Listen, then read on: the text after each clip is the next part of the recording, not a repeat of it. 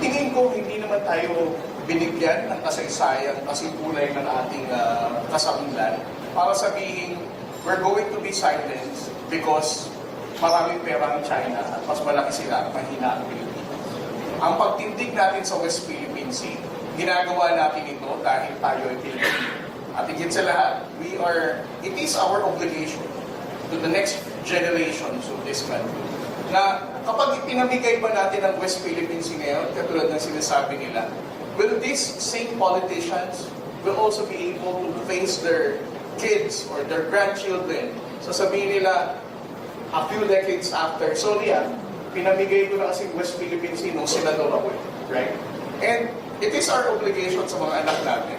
At higit sa lahat, na paulit-ulit ko rin sinasabi, utang natin ito sa mga bayaning Pilipinong nagbuwis ng buhay nila para maging malaya tayo. Ang kailangan lang natin ngayon, tindigan at sabihin sa mundong China mismo ang nagpa-violate ng ating territorial integrity, sovereignty and sovereign rights and maritime jurisdiction of the Philippines. Okay.